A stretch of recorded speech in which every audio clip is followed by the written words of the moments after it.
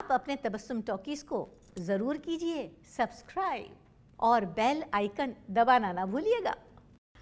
आदाब, नमस्कार, सत श्री अकाल। दोस्तों, मैं हूँ आपकी अपनी तबस्सुम और आप देख रहे हैं तबस्सुम टॉकीज।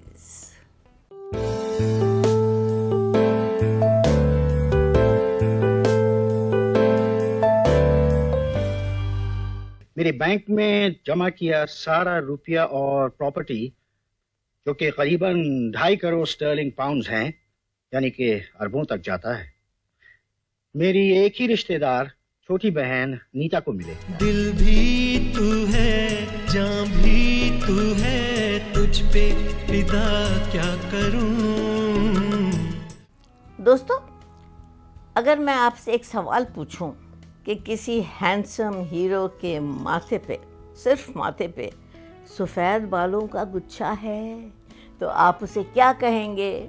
आप फ़ौरन जवाब देंगे कि ये है उम्र का तकाज़ा, उम्र का बढ़ना। लेकिन मैं कहूँगी गलत, बिल्कुल गलत। इसको कहते हैं फैशन। और आज जिस हीरो की मैं बात कर रही हूँ, उनका स्टाइल यही था, और वो थे हैंडसम हीरो मार्क ज़ुबैर। हम पर इल्जाम लगाया जाता है कि हम फ्रीडम ऑफ प्रेस को मिसयूज करते हैं। आज मैं साबित कर दूंगा कि सच्चाई क्या है। देखें ना उस औरत को, उसे पूछ कर तो देखें, वो खुद ही बता देगी कि उसे खरीदा क्या है। मिलता है पर्वत ज़मीन से, यहाँ मुस्कुराती रहे ये हंसी वादियाँ। 5 मई 1944 में पैदा हुए थे मार्क ज़ुबैर लखनऊ में, एक बहुत पढ़े लिखे और शाइस्ता यानी कल्चर्ड मुसलमान ख़ानदान में। उनका असली और पूरा नाम था ज़ुबैर अहमद सिद्दीकी। 1951 में उनका पूरा ख़ानदान लंदन में शिफ्ट हो गया, और इसकी वजह ये थी कि ज़ुबैर के वालिद पहले से ही लंदन में रहते थे और वहाँ BBC रेडियो पे प्रोड्यूसर थे। मार्क ज़ुबैर ने अपने करियर की शुरुआत की थी लंदन में थिएटर से।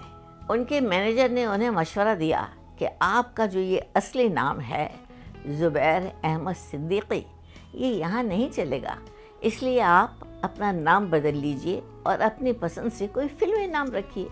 और ज़ुबैर अहमद सिद्दीकी बन गए मार्क ज़ुबैर। मैं भी तो यही चाहता हूँ, लेकिन अमेरिका जाने के लिए गवर्नमेंट की फॉर्मेलिटीज पूरी करनी पड़ती हैं। मैं जाते ही तुम्हारा वीजा बनवा लूंगा और फिर आकर तुम्हें साथ ले जाऊंगा। मैं तुम्हारा घर तुम्हारे लिए सजा कर आऊंगा, ठीक है? मैं आधे घंटे में आती हूँ। ठीक है सर। लंदन के एक थिएटर में बहुत से लोगों ने उन्हें देखा, उनके काम को पसंद किया और बहुत सराहा, और नतीजा ये निकला कि थिएटर के बाद उन्हें टेलीविज़न के कुछ सीरियल भी मिल गए।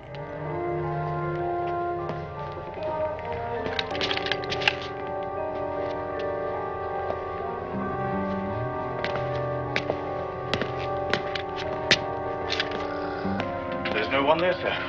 What? Just no sign of anyone, sir. Mark Zubair तरक्की की सीढ़ियाँ चढ़ते जा रहे थे, पहले थिएटर में, उसके बाद टेलीविज़न पे, और उसके बाद उन्हें कई इंग्लिश फिल्मों में भी छोटे छोटे रोल करने का मौका मिला। 80s के दौर में एक बहुत मशहूर प्रोड्यूसर, डायरेक्टर, राइटर थे, और उनका नाम था विनोद पांडे, और उनकी बड़ी गहरी दोस्ती थी मार्क ज़ुबैर के साथ। 1982 में विनोद पांडे एक फ़िल्म बना रहे थे, और उस फिल्म का नाम था ये नज़दीकियाँ, और उस फिल्म में उन्होंने पहला ब्रेक दिया था बहैसियत हीरो मार्क ज़ुबैर को। और उस फिल्म में 2 हीरोइंस थीं, शबाना आज़मी और परवीन बाबी। मैं पहले भी कई लड़कियों से मिलता रहा हूँ, पर कभी भी मुझे अपने अंदर ऐसी चीज का एहसास नहीं हुआ जिससे शोभना और मेरे रिश्ते को ठेस पहुंचती। Because I been in love with शोभना, पर तुम्हारे साथ I don't know, मुझे कुछ होता जा रहा है।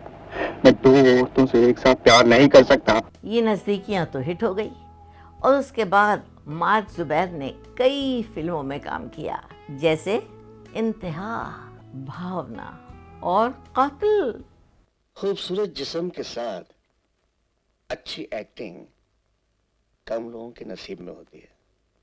हाँ, और इस मामले में तुमसे बड़ा नसीब वाला कोई नहीं है। रोहिणी, याद आया, वो प्ले की कॉस्ट्यूम डिजाइन आ गई हैं। तुम जरा आके देख लो, अपनी राय दे दो। और दोस्तों, हम आपको ये भी बता दें कि मार्क जुबैर ने रामसे की कई हॉरर फिल्मों में भी काम किया, जैसे टेलीफोन, हवेली और डाक बंगला। वैशाली प्लीज, अगर मुझे जल्दी काम नहीं मिला तो सपना इस साल के बीए एग्जामिनेशन में नहीं बैठ सकेगी। फीस के पैसे कहाँ से आएंगे? हाँ। एक डाक बंगले के लिए एक काबिल आदमी की जरूरत है। वो तो तुम हो। दोस्तों, एक पोशीदा बात है, पोशीदा यानी छुपी हुई, फिर भी मैं आपको बता देती हूँ। मार्क जुबैर की जिंदगी में एक बहुत हसीन, खूबसूरत, पढ़ी लिखी, बड़े घर की लड़की आ गई थी। दोनों एक दूसरे को चाहने लगे थे, शादी करना चाहते थे, लेकिन अफसोस कि शादी नहीं हो पाई। मार्क जुबैर का दिल टूट गया, फिर भी वो काम करते रहे। उनकी आखिरी फिल्म का नाम था जिन्ना, जो आधारित थी पाकिस्तान के पहले वजीर आज़म मोहम्मद अली जिन्ना पे। No, Jinnah. We need a Muslim of the modern age. Such a man has to lead the struggle for Pakistan and then be an inspiration to a country at its birth. Mark Zubair की उम्र तो ज़्यादा नहीं थी, फिर भी आखिरी दिनों में वो बहुत गमगीन और अफसरदा रहते थे, और यही वजह थी कि वो सिर्फ 59 की उम्र में ये दुनिया छोड़ के चले गए। और वो तारीख थी 28 मई सन 2003। वो अक्सर कहा करते थे, मौत क्या है, एक लफ्ज़ है बेमानी। यहाँ तो जिसको मारा हालात ने मारा। तो दोस्तों, ऐसी बातें भी करती रहूँगी, आपको बताती रहूँगी। आप बस देखते रहिए तबस्सुम टॉकीज़, करते रहिए लाइक, शेयर और सब्सक्राइब।